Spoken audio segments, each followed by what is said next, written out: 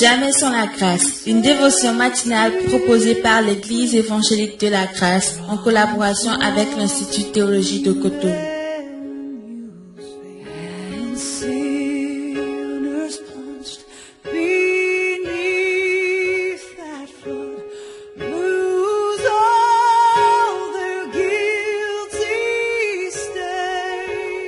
Bonjour chers amis, chers internautes, nouvelle journée, bienvenue dans cette nouvelle provision. Au passage, nous saluons tous nos internautes, tous ceux qui nous suivent depuis le Togo.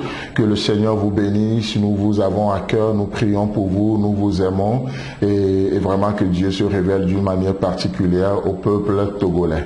Amen.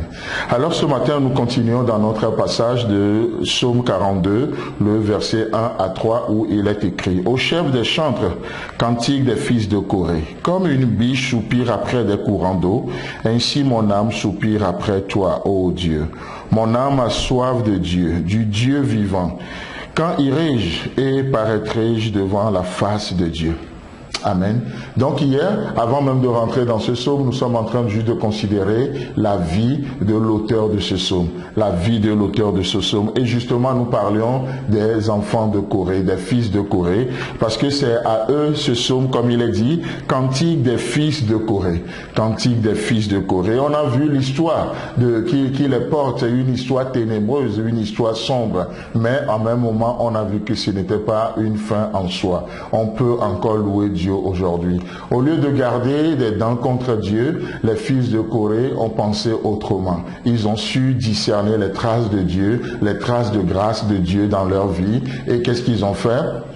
À la place, ils ont célébré l'Éternel. Et ils vont écrire plus tard aussi le psaume 45. Et qu'est-ce qu'ils diront? Des paroles pleines de charme bouillonnent dans mon cœur. Ce ne sont pas des paroles d'amertume qui bouillonnent. Ce ne sont pas des paroles de regret qui doivent bouillonner. Ce sont des paroles pleines de charme. Vous savez pourquoi? Parce que nous savons reconnaître les traces de grâce de Dieu dans nos vies. Aujourd'hui, ce n'est pas une journée basée sur des mérites. Aujourd'hui, c'est une journée de grâce. Et Dieu fait grâce à qui il veut, comme il veut. Et voilà.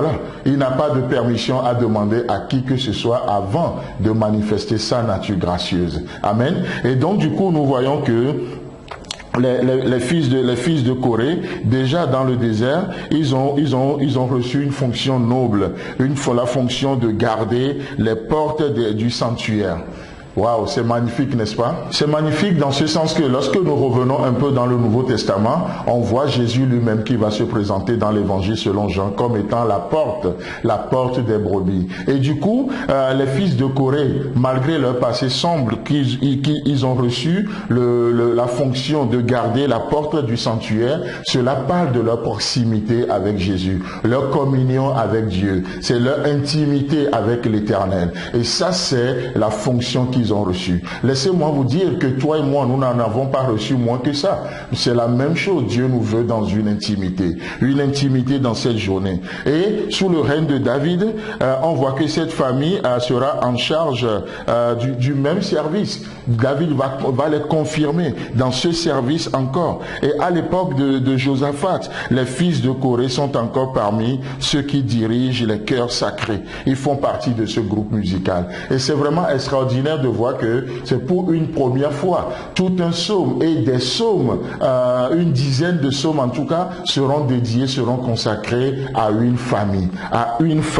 Les fils de Corée semblent avoir été unis par un tel esprit de corps, tellement unis à tel point que personne ne se réclamait pas être auteur de telle chose. Non, la chose porte le nom de la famille. Et vous savez, alors que nous sommes dans un monde où l'individualisme prend le dessus, alors que nous sommes dans un monde, comme on le dit, chacun s'assoit et Dieu le pousse, chacun pour soi, Dieu pour tous, laissez-moi vous dire que il y a encore cet esprit de famille de nos jours. Et c'est ce que les enfants de Corée nous montrent ici. Les enfants de Corée nous montrent que Dieu est le Dieu des familles. Comme on le voit dans Éphésiens, toutes les familles de la terre tirent leur nom, leur origine en Dieu. Notre Dieu est un Dieu personnel, mais laissez-moi vous dire aussi que c'est un Dieu de famille. N'est-ce pas ce que nous voyons dans Actes chapitre 2, le verset 39?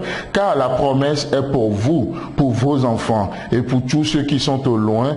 En a aussi grand nombre que le Seigneur notre Dieu les appela. Donc, la promesse est pour vous et pour vos enfants. Encore une fois, la notion de la famille. Dieu sauve non seulement toi, mais il te sauve toi et ta maison. C'est ça la promesse. Toi et ta maison. Vous et votre maison. C'est ça la promesse de Dieu. C'est ça la promesse de Dieu. Vous savez pourquoi? Parce que tout seul, peut-être vous pouvez aller très rapidement. Mais laissez-moi vous dire que avec Dieu, laissez-moi vous dire que en famille, ensemble, nous pouvons aller très loin. À vous de choisir dans cette journée, soit d'aller très rapidement ou d'aller très loin. Et pour aller très loin, nous avons besoin de la famille. Nous avons besoin d'un corps. C'est pourquoi ce matin, comme Josué, je déclare que moi et ma maison, nous servirons l'Éternel. Que Dieu vous bénisse.